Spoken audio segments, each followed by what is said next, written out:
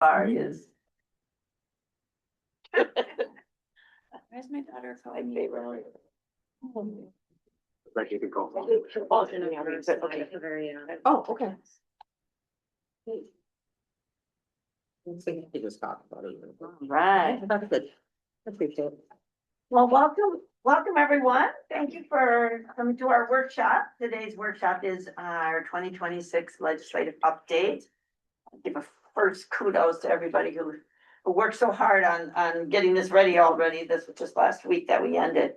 Courtesy reminder that this board workshop is recorded and it is live streamed on Zoom webinar. There will be no votes taken during this workshop. We'll start with an introduction of commissioners and presenters around the table and then the rest of the room. So I'm Mary Jo McGuire, County Commissioner, District 2. Tara Jevin Singh, Commissioner, District 1. Rena Moran, Commissioner, District 4. Lynn Becker, County Manager. Andrew Greenlee, Deputy Chief of Staff. Julie Wood, Interim Government Relations Director. Maria Stravia, Chief of Staff. Kelly Miller, Commissioner, District 7. Harrison McMurtry, Commissioner, District 3. Chan Chan, Commissioner, District 6. Jason Yang, Chief Clerk. You're acting representative on service. Sam Broad, Government Relations and Training. Karen Francois, Deputy County Manager, Community Services and Supports.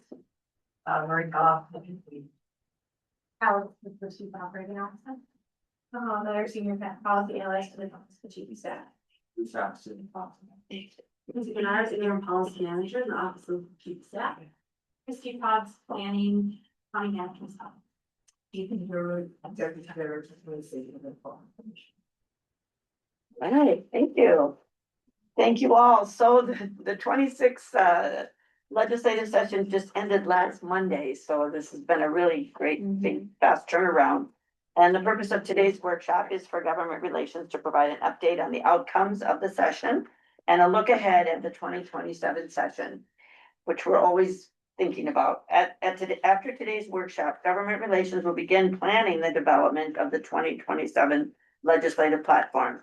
Chief of Staff Maria Sarabia will provide an introduction and overview. Interim Government Relations Director Jolie Wood will then take us through the update, and County Manager Lynn Becker will reground us with some closing remarks. And we're going to let Commissioner Ortega introduce himself for the record, and then we'll turn it over to Maria. Rafael Ortega, Commissioner, District 5. Thank you. Thank you. Good morning, Thank you. Madam Chair, Commissioners. I want to thank you. And before we go into today's presentation, I also want to just publicly thank our former Government Relations Director, Jennifer Work, and Amy Walzewick, who helped us bring this vision to fruition in terms of having a more refined and focused legislative platform. They were super responsive, and moreover, I want to thank Interim Government Relations Jolie Wood, as well as Deputy Chief of Staff Andrew Greenlee. But Jolie Wood has really set the stage for us today. She's been very diligent and has led us through a lot of different changes. And she saw us through this session along with our contracted supports. What we will see today are the outcomes of significant strategy, focus, and an orderly approach to focusing on what we have deemed as priorities for the organization. The challenge here when you set these priorities is you're very focused, and when you don't get wins on a few of your priorities, they feel like really big losses. But I don't want that to blur the opportunities that we have ahead of us and the lessons that we've learned along the way. So much of what we've done, I will just want to remind us that we're on this journey, and I think we're only going to get better from here as our government relations team is reimagined, and we have a bit of an opportunity for a reset, and we're building that out as we speak. So I also want to thank, as the Chief of Staff, all of the staff and the leaders who've come into the space across the departments. And with that sort of coordination and focus, we had to do a lot more engagement, increased contacts, a lot of huddles, which Deputy Chief of Staff Andrew Greenlee helped us do, and we had to be more in connection. That can be hard on top of our day-to-day work, but I'm thankful for other department directors, especially those who have participated in our various huddles. And I won't steal the thunder from Jolie, but thank you to the board as well. You see, if you go to the next slide, how we're gonna spend our time today.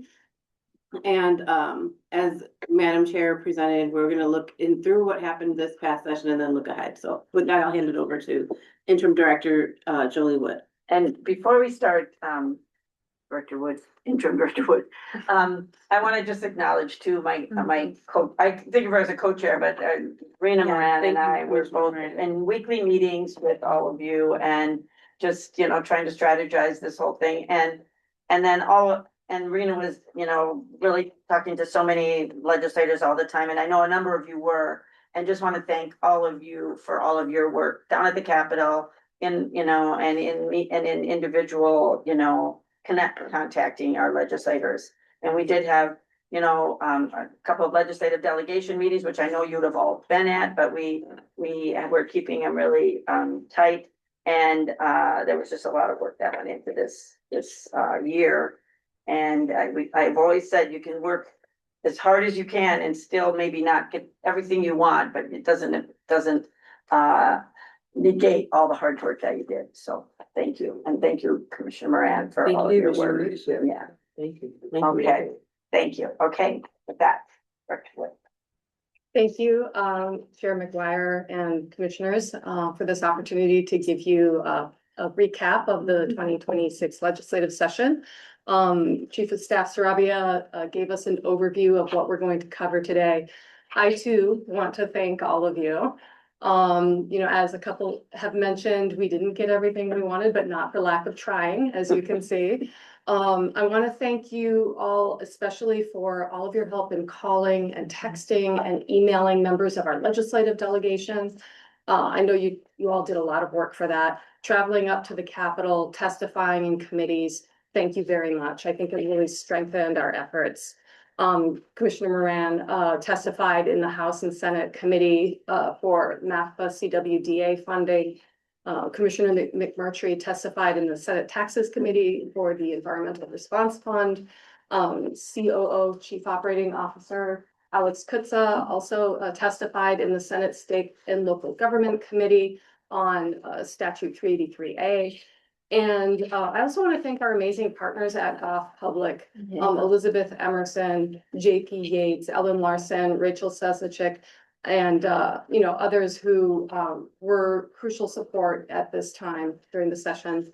Surprisingly, these are the only photos I have, but they don't represent like all the work that everyone did. But I think they're great to show like how hard we really did try, even for the things that we didn't get. There we are. So, an overview of the session, sorry, I have two keyboards here that I'm dealing with. Okay. So as you all know, it was a challenging session, partly because of a tied House, which required bipartisan support for all bills. So that led to some misaligned dynamics in how bills moved through the process. Also, on the Senate side, they tended to package everything up into big omnibus bills. On the House side, those big omnibus bills were in some cases too challenging to get through. So there were also a lot of standalone bills. And in the end, a lot of the agreements that came together didn't come together through a transparent conference committee process. They came together, behind closed doors in final negotiations. And you see here a picture of us waiting late on Sunday night, just waiting to find out what was in those conference committee reports. We didn't always have the opportunity to know like what details were going to be included in the final agreement. So there were just like waiting, looking for any hint of what's to come.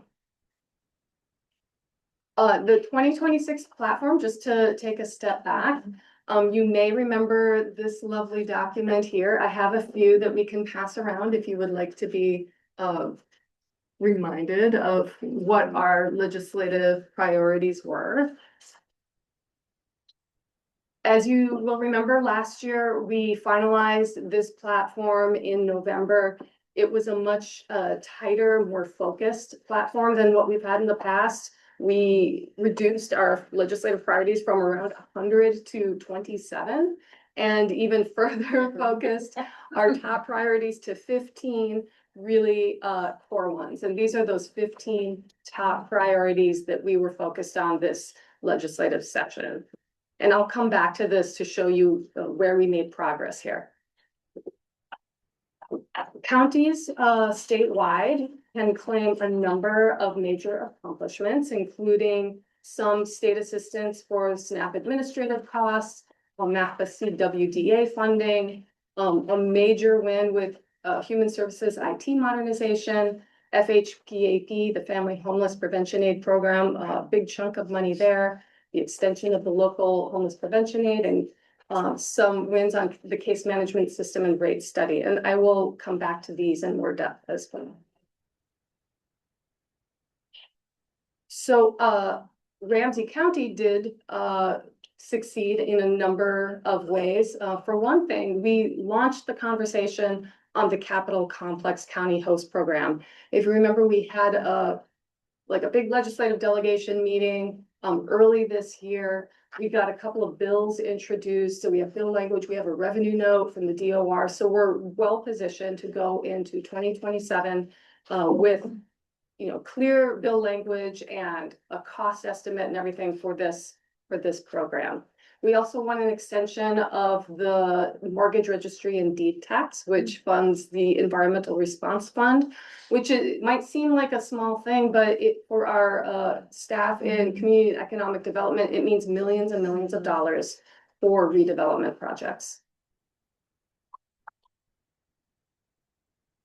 Okay, so now I'm going to go a little bit more in depth on a few of the things that happen in Health and Human Services and Human Services.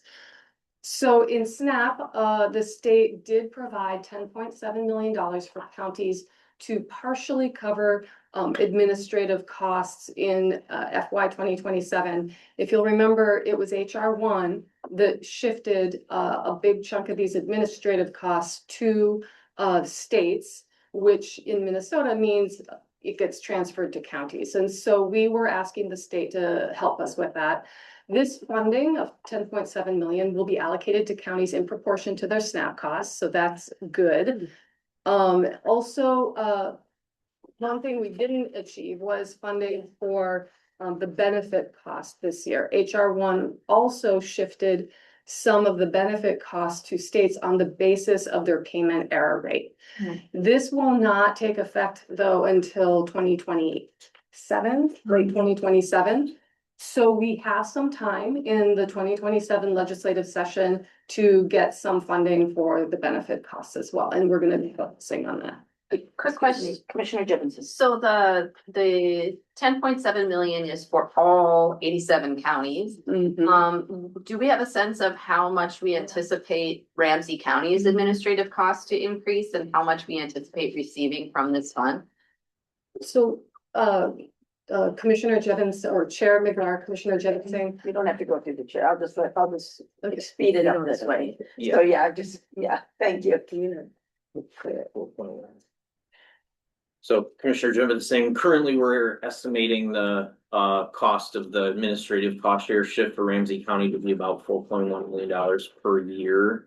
So we don't anticipate the 10.7 million for counties statewide to cover that full cost, but it will help with a portion of that cost, that additional administrative cost. And I'm guessing it's too early to know how those funds will be distributed across the counties or what proportion or what dollar amount we think. It's probably too early to know. There are some preliminary estimates from our team in community services and supports, but I think we're still refining those. But that's an annual cost, right? And we're Correct. talking just one quarter in 2027. So we should be fine in 2027 from that 10.7 million, I would think, if that makes sense. Because what Andrew quoted you is an annual cost. The administrative costs don't shift until the last quarter of 2027.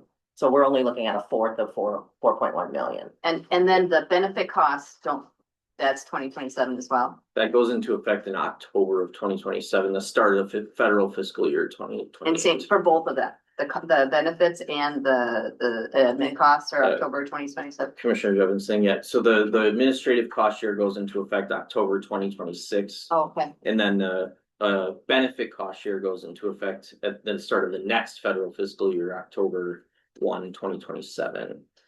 And so what you're saying is that the October 26th, we only have one quarter. Yes. That we have to do on our own. Yes. And then starting in fiscal year 2027, we'll get some piece of the 10.7, but obviously much smaller than the annual anticipated costs of 4.1 million.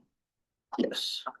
But we are grateful for what we get. Yeah, we're grateful. Correct. Just. So yeah, just so for clarity, I got the years mixed up. So Okay. in 26, we're just gonna have to manage with our existing budget, the quarter of but is the administrative cost. In 27, it's gonna have to be looked at as part of our 27 supplemental budget. Well, and I guess one of the questions that I have is, to that point, is even though it's a quarter that we'll have to float on our own, if there are any new administrative burdens, that quarter may be an important one for us to be staffing and training and adjusting or not. I don't know. I just want to have in my head a horizon of when some of these bills are coming due for us. That's a different conversation than this. I'm just trying to track that, yeah. So just on this line of questioning, then I have Commissioner McMurtry and Commissioner Ryan. What is our amount? I mean, I know it's only it's only part of it now, but what would our administrative cost be? When I saw 10.7 million, I thought, man, probably Hennepin and Ramsey could take all of that, but I mean, that's what I'm. Yeah, it's an annual amount of 4.1 million. Oh, that's ours. yes. Okay, that is ours. Okay. That's what I missed. Okay, so really, I mean, it's good to have something. But this is for. And I think a this more is effective statewide. way for Yeah. you to talk to legislators, and our delegation is that's 1 point on the Ramsey County levy. Yeah, The administrative cost in and of itself is 1 point. Is 1 If we do point on the nothing levy. else, yeah, it will just be a point, And we will just to keep status quo for any other things that we're doing. yeah. Okay, thank you for that. Commissioner McMurtry and then Commissioner Moran. No, you answered that. I just wanted to get clarity that this is just one-time, assistance here, and then longer term, unless there are any additional changes, we will be eating that full amount, that cost. I don't know that for sure. Is that is that the one time? Okay. That's my understanding, but- And I think just from what I've heard from NACO, AMC, I mean, we're all fighting to get this, to get this changed, federal law, but we'll see. I mean, we'll see. Commissioner Moran. So I'm just wondering, the administrative cost share of 4.1 is based on what? How did you come to that conclusion? It would cost $4.1 million annually? Commissioner Moran, I know the community services and supports area worked with FAS to develop the estimate. It's based on how much revenue we get through the random moments time study. And we get reimbursements through the random moments time study to cover part of our administrative costs associated with administering SNAP. And they looked at that revenue and the projected reduction in that revenue to estimate the cost. So that's roughly how they did it, and we probably need to connect with some of our key contacts in that area to go into further detail, but we're anticipating a reduction in the revenue that we get through random moments as a result of the cost shift. And what is it now? Annually? I do not have that number on off the top of my head. I think the majority of the administrative cost is staffing, if I remember right, Karen. So there were a number of I want to say like almost 60, or it was some 70. It was some number of FTEs that would be required to take on the extra administrative staff burden. That makes sense. So, I have it too. I Yeah, just we can need get to what it like is now. surface the data. Do you have something? Yeah, Go ahead. yeah. Why don't you just Sorry, introduce yourself, Alex? Thank you, Alex Pitzer, Chief Operating Officer. So what this is at the HR1 level, it reduces the percentage that they were paying us for those administrative costs. So this actually doesn't have to do with increasing our administrative costs. So the number that Andrew was talking about is the number we've always spent on admin, and we got a certain percentage, and now we're gonna get a lower percentage. So the calculation is actually pretty clear on this particular piece when you're talking about benefits changing or how we're actually implementing some of these changes. That's different. This is simply a reduction in the amount the federal government will participate in our administrative cost. So clarity, so it's a reduction of 4.1. It's a It's a reduction. reduction, it's from 50% to 50% 25%. to 25. Thank you. Yeah. My mind was going, it goes from 50% to 25%, and the value of that for Ramsey County is $4.1 Okay, million. thank you. And is this because of, I mean, is this specifically for Minnesota? I know we got some reductions just because we're Minnesota, but this is everyone. This is HR1 for everyone in the country. Okay. Did we get further reductions because we're Minnesota for some of this? Or is that not factored in any of this yet? Okay, that's different. That's a different, I know they're wanting to penalize us for other things, so that's not this. Okay. That's right. But I think, Yeah, Commissioner Miller. but we're one of 10 states that admit that counties Yeah. administer it. So that might be where kind of you're thinking that maybe we're getting more of it because we're one of the 10 states. Thank you for that clarification. Also, thank you for pointing that out. Right, we are one of 10 states that actually administer this, so counties we're the do, yeah. ones, yeah. Right. We're the counties, do, right? Can I ask one more Yes, follow-up question? Commissioner Miller. So with this, does this have anything to do with our error rate or is that operational? This does. That's the Commissioner. That's the benefit one. That's the benefit cost. The benefit cost is dependent on Our state error rate. error rate. Okay. And that is something that we will be working on for next year because we did not get any support from the state to address that. Okay. And the issue with that is that the state error rate is dependent on The whole all the state. counties. So no matter, how hard we work to reduce our error rate, we Yeah. could still end up paying more for the benefit share because of other counties' error rates. Yeah, that's correct. Thank you for reminding me of that. Yeah, I think what we need to bring, like, this was just a high level overview of the Yeah, legislative right, changes. yeah, I think what thanks, you need Susie. now is, and Yeah. I'm kind of taking notes on all the different nuances of right, the fiscal impacts that we need to give Mhm. you a briefing on as well. And as it relates to what we currently in the 26 budget, if there were some tails to that, what's happening in 27, which is the supplemental, and then what we could kind of foresee as we've now talked about looking 2-4 years ahead. What, the next couple of biennial things could be, but like Jolie said, like, they're gonna go try to do something about 27, but we know what the worst case scenarios technically are, even on the benefits, based on where we end up, I mean, it could be, 50% could be anywhere from 7 million to 5 million. I mean, it's, so it's on top of the 4, so.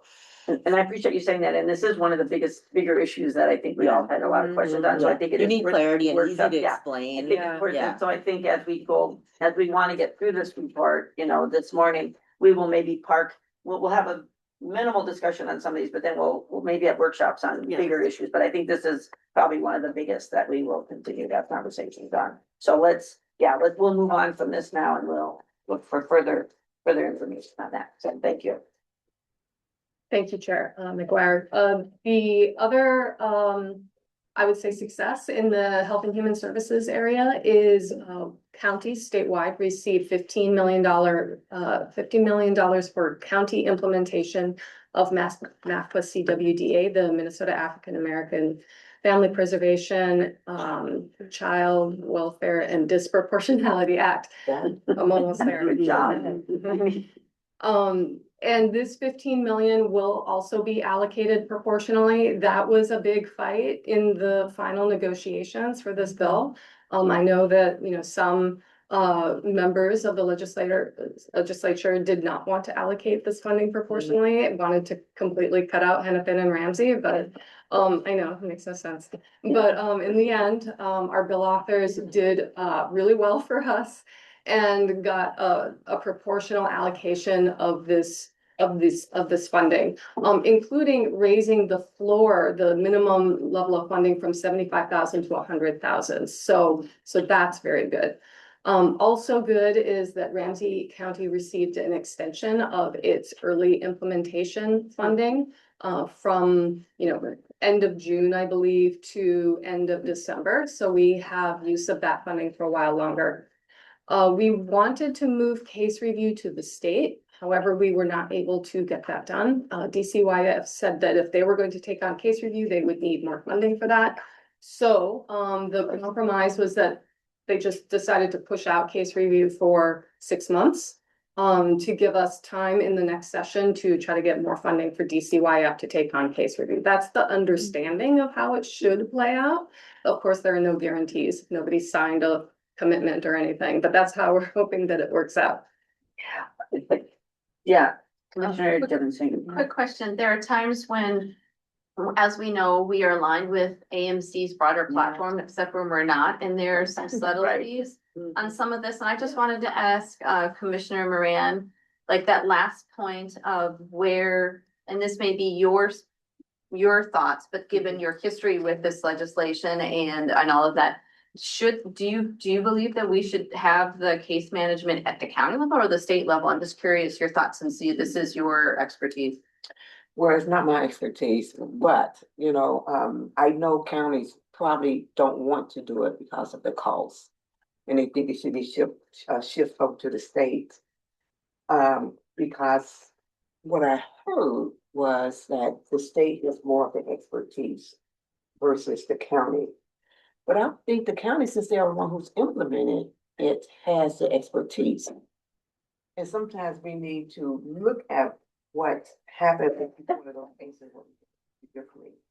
To me, I've been advocating for why not have the counties do it if they can get the money to do it, because these are cases that they are doing over a year. But some people also say that they are not the best one to oversee themselves. Right. Yeah. So they, Well, right, and- they cannot oversee themselves and in this is- doing the case review. This is why I wanted to bring this up. I know that this is we're high level legislative, but this is specifically the crux of it is the idea of what's right for families, and then how do we pay for it? And so, I don't want it just to Case slip review over the top of definitely it. has to happen. Yeah. Right, it's not to me, because I'm hearing that some are saying, well, we just won't do it. I don't think that's an option, that we just won't do it. Yeah, Madam Chair, yeah. so two things. Okay. One, I know, DCM Abdi and Director Thompson are planning a MAF, board workshop in the late summer and fall, so we'll be able to dig in a little more here then. Also, similar to everything that we're talking about, we're at this tension point of what community needs, what we think is our values and what might be done better versus who's gonna pay for them and who's gonna do them. And unfortunately, there's a tension. And that's the whole point of like us having the conversations about roles and responsibilities. Yeah. And in this case, it's a very specific thing. And it is true that there might be a lot of values driven analysis that, counties should be the ones doing this and can do it better. I don't know. I think generally our directors have said, maybe it doesn't matter. I don't know. However, the paying for it and the resourcing of it does matter. And at what point do we trade off some of the best potentially outcomes or the ways of doing things over property tax burdens? And so this is another confounding layer as we talk about like capital host program or other things with our delegation. We can hold these really high esteemed things, but we can't hold them on the property tax. Does that make sense what I'm saying? So there's a natural tug and pull here that we're gonna have to, you can decide two things are both bad, which one's worse, or two things are good, but which one's better, And I'm really glad you brought that up, Richard Devon, thank you, County Manager. Because this is a question for this issue and others. There's other issues too, where we just aren't getting enough money from the state to pay for what we're doing. And then we well, let's give it back to the state, but we don't really want to give it back to the state. So there's other formulas. So I think it's worth a conversation as we explore, this issue and others about where we come. And I think other counties are in the same places as we are. So I was gonna ask, I don't think everybody was super aligned on this, but maybe people were, where counties were not aligned, which is maybe why it didn't happen. So anyway, but let's park that for another big conversation, but thank you for bringing it up. So, okay, thank you. Continue. Thanks, Lori. What 3 are we on? 10, says 10. Okay, we're making progress. Yes, moving into human services, so on long-term services and supports, this was not a great outcome for counties. Last year, in last year's session, the LTSS Advisory Council was created to identify savings as you probably remember, there was a big structural deficit forecast in the out years. And so the governor proposed to shift a lot of costs in long-term services and supports to the counties. And near the end of session, counties made a deal that said, we can help find cost savings. And if we can, achieve $180 million in cost savings by, December 2026, then we should be allowed to, not have these costs shifted to the state. So this council got together and COO Kutza has been participating in this effort, and counties have also been working on the side. The counties working on the side identified a large portion of cost savings, 122 million, or a large amount. And these cost savings were adopted, they were accepted, except that the savings were allocated to the general fund as opposed to, counting towards like the credit that counties needed to avoid cost shifts, if that makes sense. I'm not being very articulate about it. So basically the state took back the money and said, thank you very much. And we don't really know what's going to happen with this. However, I will just say that, it was fiscal pressures and a forecasted structural imbalance that created the, governors, that drove the governor's proposal to shift these costs to the counties. Those fiscal forecasts have been revised several times, and that structural imbalance has gotten smaller, much smaller since that time. So it may be that those fiscal pressures will not be as strong or not be the same next session, and maybe, we can somehow work out a deal to not have those cost shifts move to the counties. We don't know how this is going to work out. With another possibility is that we just stretch out that deadline from December 2026 to later to identify those cost savings. So to be continued, we don't really know how this is going to end up, but this was, not a great outcome for counties this year. And could I say the we is like AMC? We counties, yeah. AMC. Case management services. So this was, I think, a successful outcome because, there was a real possibility earlier in the session that a bill would be passed to end counties' use of contracted waiver case management. And, MAXA and counties worked really strongly against this. And instead of the sunset, we have a bill now, we have a law that doesn't sunset the use of contracted case management necessarily, but does establish a working group to look at the whole case management system. How can we improve it? And also to do the first rate study of case management for case management services in 15 years. So that one reason that counties rely on contracted case management is because doing it in-house is actually a lot more expensive. And it also doesn't give a lot of the flexibility that counties look for. For example, culturally specific case management services, working with case management services in different parts of the state and so on. And the rate study is an important part of that. Like if we can get the amount that it actually costs us to provide case management services, then maybe we wouldn't have to rely so much on contracted case management. We can also just look at the whole system of case management services and see how it can be improved. So a working group will be doing this, and I think this is a good thing for all of us. And counties being included is even more important. Yes, counties will be involved in the working group for sure. We will be at the table. Here you go. Okay, Commissioner Lloyd, I'm just gonna say now that we have 13 slides and 25 minutes, 2 minutes a slide. So I'll be very So, quick. yeah, so I'm just, and so we're gonna park a lot more easy, just so we get the general overview. I'm happy to have a question here, but we'll have to speed up our description of each side and then our questions. So just very quickly, do we know like the breakdown of who is gonna be at the table for that? I know they say counties will be included, but do you know, like if they say like, oh, it's AMC appoints the person, or if there'll be members from Ramsey and Hennepin included? I just think of, rural versus metro, our differences look very different than the rural counties. For sure. I believe legislation does spell that out. I don't Okay. remember specifically what the No, breakdown I can is. look that up. Thank you. I could Okay. help find that. Can I just add that there will be a number of important studies about the human services Yeah. system that are coming out of this session, not just this case management and min choices one that are mentioned up here, but some broader ones about the administration of human services. And I think it'll be a priority for us to make sure that Ramsey County is represented in those. Yeah.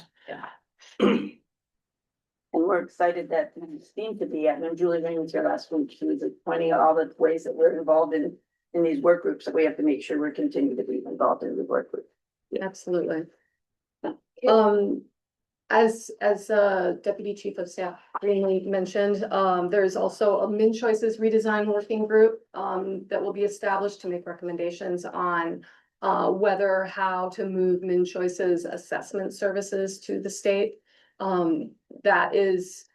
It's a complicated topic. I don't know if the county has an official position on this yet, but it's something that we'll be looking at. Continuing in human services, again, another study, a very important one. DHS and DCYF have been directed to study the roles and responsibilities in administering human services programs writ large. So including but not limited to MA, medical assistance, Minnesota Care, behavioral health services, LTSS, housing and homelessness programs, and so on. It's a long list. This working group will review the roles of state agencies, counties, and tribal nations. And there is a report due to the legislature in October 2028 on this. And then again, another study on the administration of medical assistance with a target of 2023 for the transition. And this is interesting because it seems to presuppose that the transition will be happening in the legislative language. But then, the previous study seems to be looking at whether and how it would be happening. So it's interesting to sort of compare these and I'm not quite sure how to parse out like what the intent is going to be or what the outcome might be. And then finally, there is a law that is going to be implemented soon to raise the age of juvenile delinquency from 10 years old to 13 years old. There was an effort by some legislators to implement a delay of this raising the age in order to give counties time to get their systems ready and to provide, to be able to create spaces and a system for, how do we deal with some of these young people who get into trouble and then, maybe foster families are not willing to take them or whatever. We did not have a position on this delay, the effort to delay implementation. There was some. Yes, and it was a very delicate issue. And but the efforts to raise the age did not succeed. So the law will go into effect on August 1st. Chair.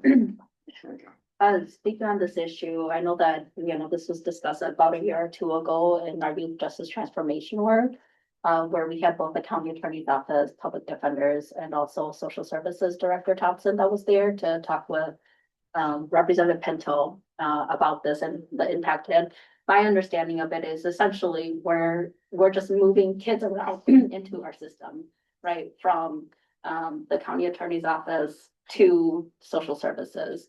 And I think the matter or the question is just about how we set up our system to actually best support and meet the needs of our children, like their children. So I'm not sure if that conversation is still happening between social services and the county attorney's office and public defender's office. So, yeah, but I would say it's more than that, because these are kids who will do something egregious like murder. Like this, like 11-year-old who just murdered his mother. There would not be a place for him to go. No one's going to do foster care, right? It's really is no place for that individual to go to. So that is, that's what's at stake here. And people are, we are the first in the country to do this, to move to this age. And so it's nothing that we can look at to say it worked or didn't work, or is it safe, are they gonna get services, not services? Because, if you do something egregious, You know, you can't incarcerate them. No one's gonna take them into their home, and there's no place to place them at right now. So there's huge, we talked a lot about this at that DCYF implementation group, just the other day. But and Pinto just wasn't on budge. He just refused to budge at all. So we're gonna add this to our list of things we're gonna talk about. There's again. gonna be a We're workshop gonna in do the a workshop fall on here, this, yeah. so I Oh, yeah. think that'll. We're gonna talk about this again, so, yeah. If we think there's gonna be a workshop, we'll speed up the presentation, the analysis, yeah. So, right, we may have to do a second workshop on all this, I'm not sure we're gonna get that, but yes. So many of you have heard about, the Human Services IT Modernization Bill that was passed. This is a big win for counties. There is supposed to be a total amount of $90 million to be spent over 2 biennia, including $50 million put into the newly created Human Services Systems Modernization Advisory Fund. And the advisory council will include county representation. Any major changes to the human services IT system has to be approved by the advisory council. So counties will have a say in that. This bill also allocates 10 million to Minute for IT systems that are used by counties. This may be used for grants to counties. It's not automatic. We're not sure how Minute is going to use this money. There's also 11.4 million allocated to state IT projects. And there is additional funding allocated to DCYF for a Maxis integration layer, replacement of green screens, a policy manual warehouse with AI functionality, and much more. Great, Commissioner, yeah, we're happy about this. Really quick, Super happy. is this the amount of money that was needed to get done, what we need to get done, or is there gonna be additional ask to meet Yeah. the ultimate modernization needs of counties? Good question. It's my understanding that, they're projecting this effort to take many years. This will probably not cover, 10 years of work, or I don't know, maybe 15 or 20. We don't know how long it's gonna take, but a project of this scale will take a long time and it will probably require more money, but this is a major initial investment. It's my understanding that 10 million for counties, like, we could probably use 10 million for our system alone. So for all counties, it's very minimal, but it's a start. So anyway, yeah, something, that's what we said. We're happy for something. Okay, thank you. Okay. Several wins in housing and homelessness. This is great news. The Family Homeless Prevention Assistance Program was injected with $40 million for emergency rental assistance. 5.6 million of that is projected to come to Ramsey County. And this will be a big push for our housing stability department because they have to spend this money by the end of the year. What? So our director has been in touch with others. She is working to gear up her department for this. This is essentially a response to Metro Surge and the general housing crisis without necessarily being contingent on, you have to have been directly impacted by Metro Surge because that was politically not going to pass the House. So, but this is a really great outcome for us. We also got $13 million for the Sustain the Gain, as it's known, effort to support continuum of care grantees that have been affected or potentially affected by the instability in continuum of care funding from HUD. So this is going to help those organizations where their contract is running out, and we don't know when further funding from HUD might be available, or that funding might be restricted in ways that would disqualify them as grantees. This is additional funds to help those organizations keep those programs going. And it's 13 million statewide. Statewide, yes. Another one of, yeah. Another great win is the local homeless prevention aid program, which is a relatively new program, was extended from expiring in 2028 to 2032. And one area where we were pushing, but we didn't see a win this year was to try to get the uses for LAHA and SAHA, that's local homeless prevention aid and statewide homeless prevention aid. We wanted to get those uses expanded and to include some allowance for administrative costs. There is support for this in the legislature, but we just weren't able to get it through this year. I think we're hopeful that we will make more progress next year. And then finally, last but not least, in parks, environmental health, environment-related funding, Met Council got $10 million in bonding funds from Metro Regional Parks and Trails. Some of that will come to Ramsey County. The Parks and Rec Department have several projects that they have proposed for this bonding funding. And they expect to receive 1.3 million. They probably use it for maintenance and improvements at regional park boat launches. So that's great news for our park goers. And then the Ramsey Washington Recycling and Energy Center, they were advocating for to ban the transport of infectious waste to the Recycling and Energy Center. This was probably famous as the grossest bill in during the session, with lots of photos of gory scenes at the Recycling and Energy Center. There was a strong pushback from, not surprisingly, the hospitals and the medical clinics. They succeeded in getting this narrowed to funding for a study of infectious waste. You know, like we were saying earlier, we'll take what we can get. This is progress. The Recycling and Energy Center also got 1.657 million in bonding funds to rebuild their 20-year-old flail mills. And if you're wondering like me what a flail mill is, it crushes things. Flail mills crush things. They're expensive. Yeah, and these are old ones, so they're gonna get a rebuild. And then finally, Met Council also got 5 million for tree planting grants, and the county can apply for this funding to plant trees. And that's metro-wide or just statewide? It's for Met Council, so it would be, So it's metro. yeah, Metro. Just to let you all know, I think we're gonna probably do sort of periodic workshops from the Ramsey Washington Recycling and Energy, so you'll hear more about this. Yeah. Those of us on that board know a lot about these issues, and so we'll get you all up to speed when we do more on that issue. That's a huge issue. It is. So I don't want to get too into the weeds here, but we had a bill, high priority bill, to make some amendments to a section of the statute called 383A. This section of statute pertains specifically to Ramsey County. And there's a part of 383A that pertains to the administration of human resources at Ramsey County. And we wanted to modernize, update this language, streamline it. There's a lot of really obsolete language in there. So we were able to get this bill passed in the Senate and passed in the House in different forms. But because the different the House process and the Senate process were not aligned this year. I was saying earlier I was talking about omnibus bills versus standalone bills.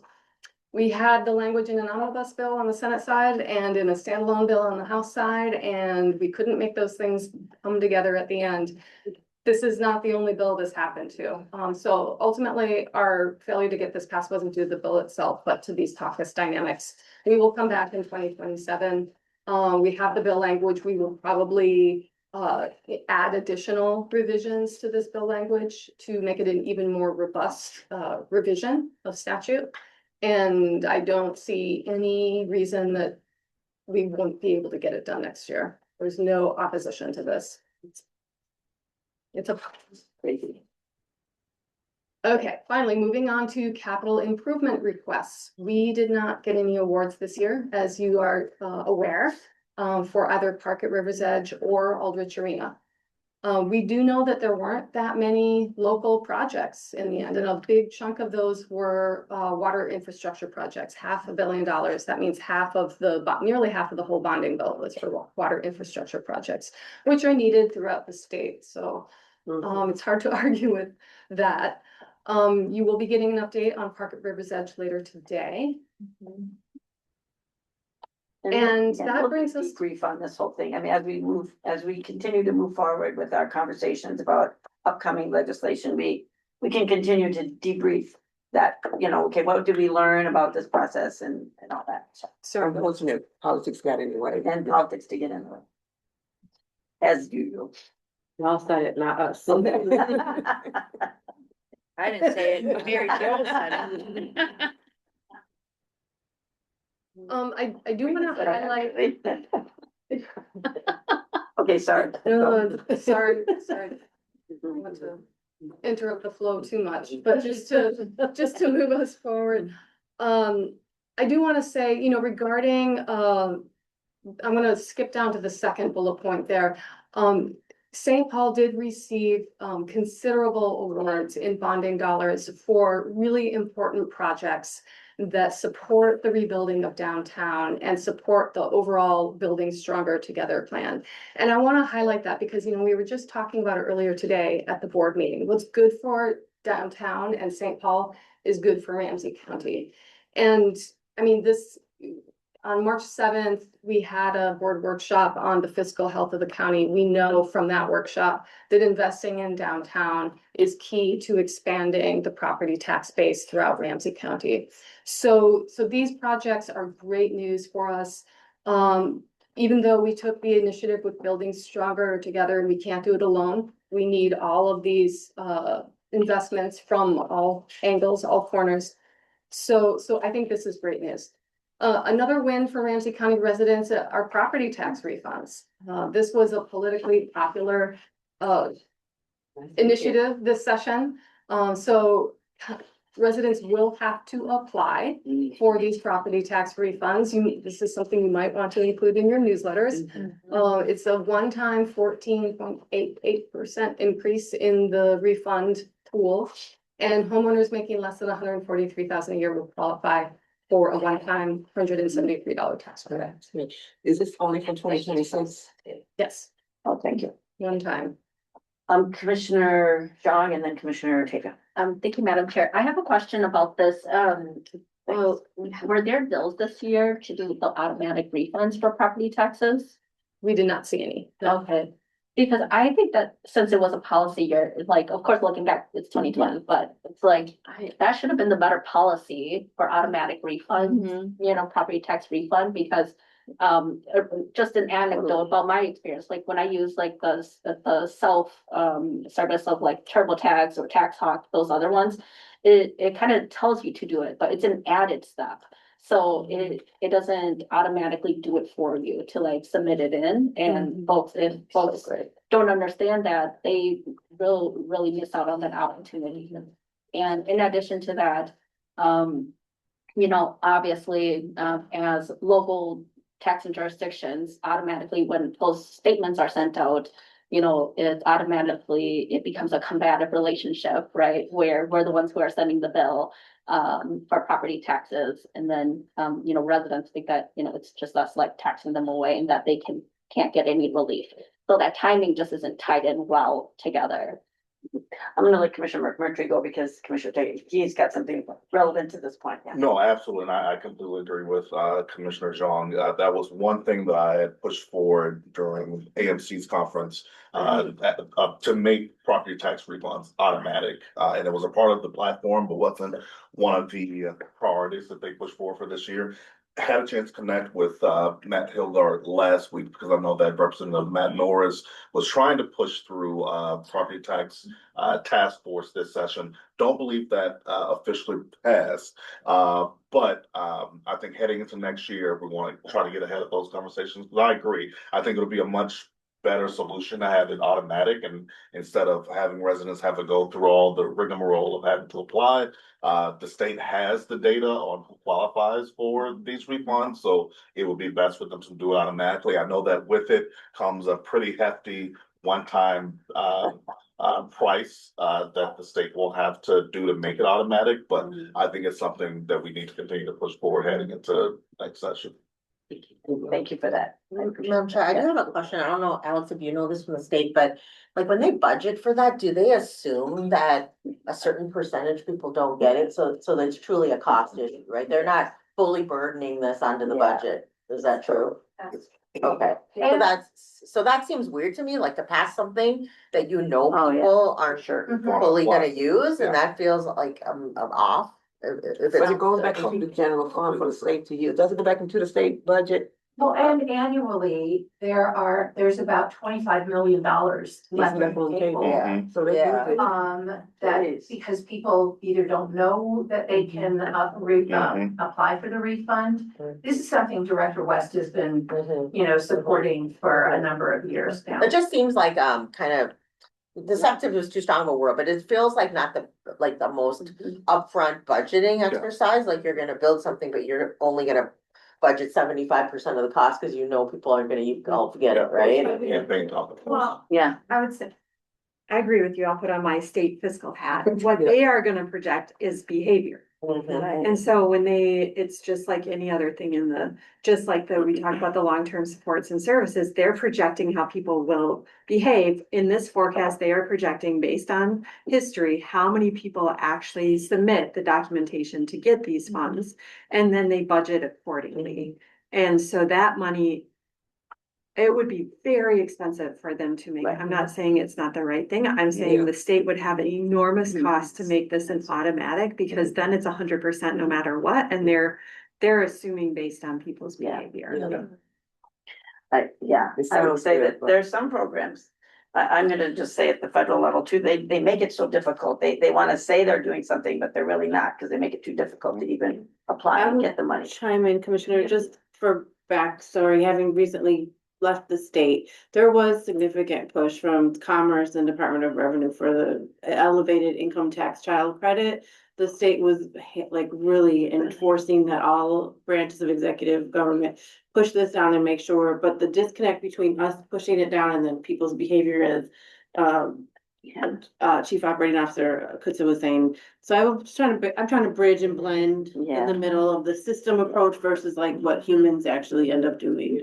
But I would agree that projections are based off of behaviors, and they probably have some previous data points to do some analysis, such as the earned income child tax credit. But I wonder if there's like a workaround where we could propose some sort of like in between, where we're like a buffer to the approval, like, I don't know, it's like the most diverse county in the state with the most, but bigger, like, I don't know if there's like a call out around how significant your county's tax burden is on low income people, that it allows you to take a different role in like the opting in versus the opting out.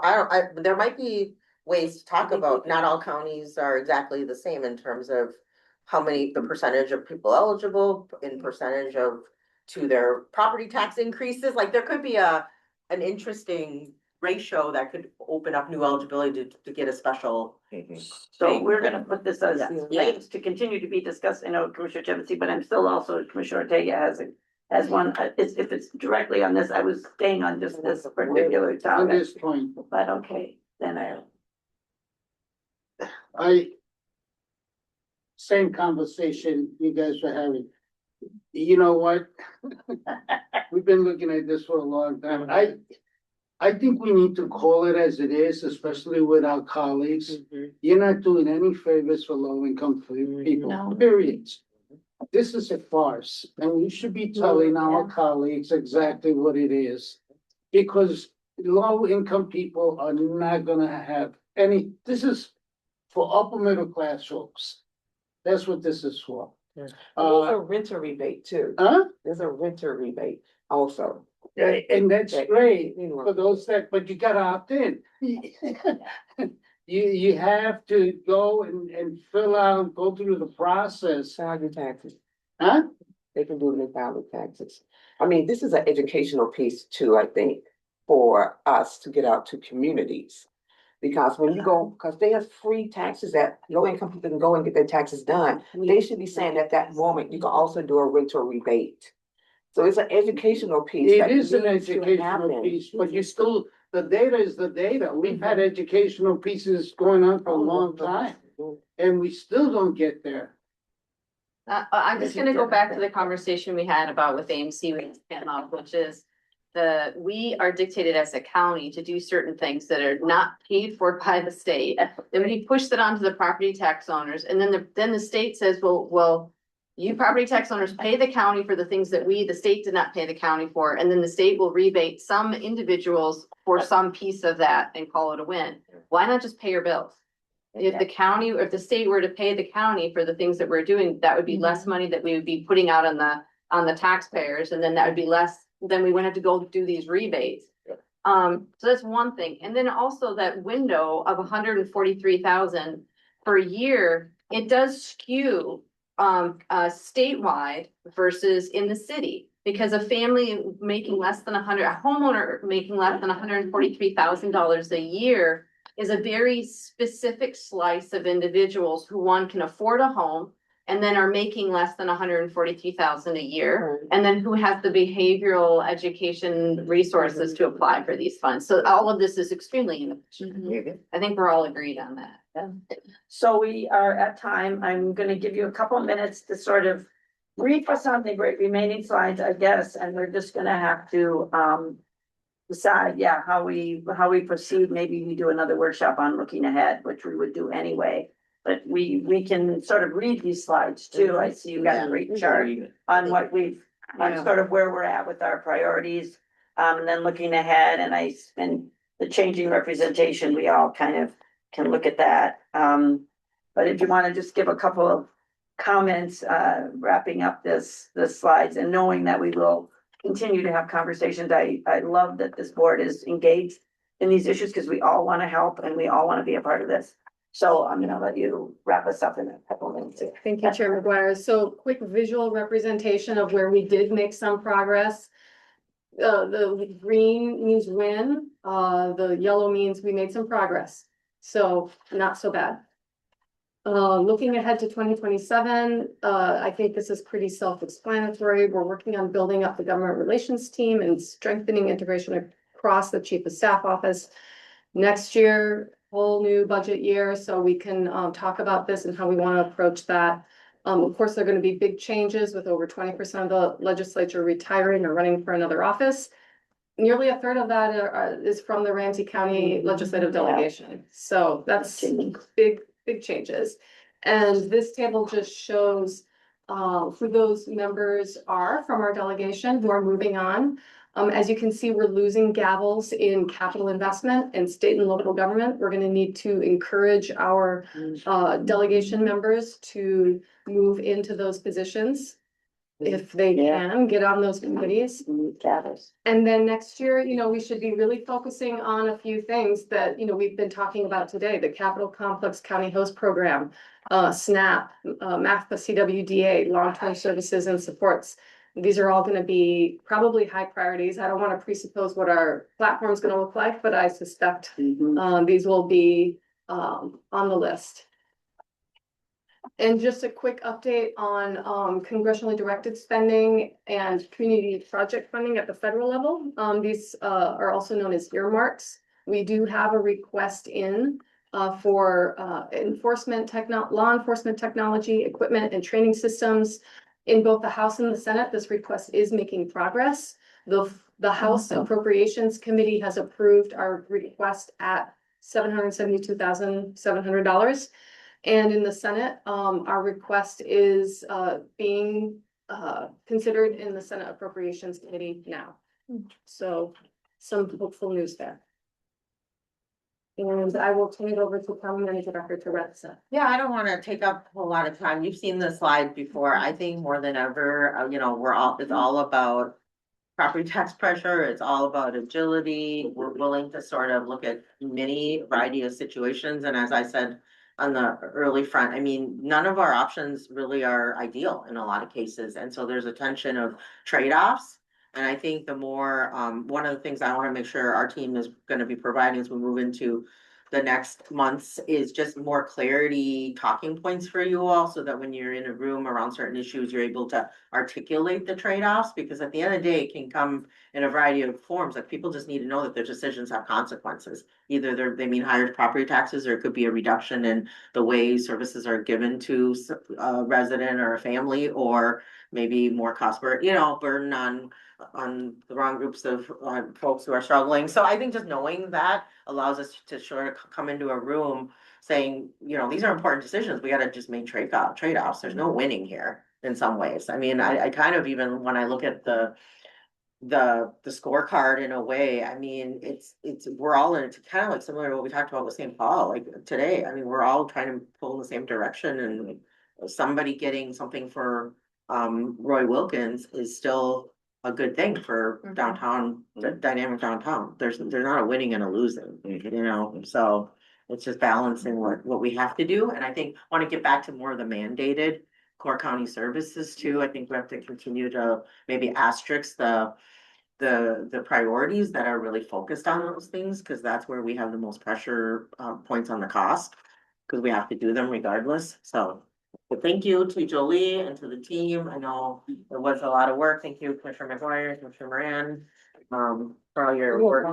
Yeah. Before we go, one question quick. Well, I just want to say thank you, Jolie, for jumping in way through a legislative session. You having this all up, and Maria and Andrew and the team. Thank you for that work. It's not easy doing that and transition, and being at the forefront of that.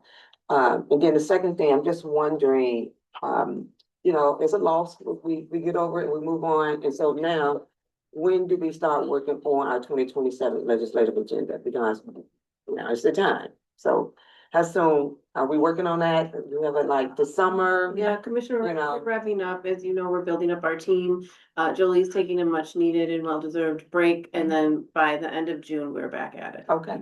And we have a debrief, our core team has a debrief, is it next week or the weekend? It's a couple Coming weeks, up yeah. Anyway, couple weeks. Yeah. We'll do a deep dive Yeah. into what happened, into our debrief, and we'll be posted on that, but Commissioner Moran, that's on our calendars to do that, and we'll just keep moving this forward, yeah.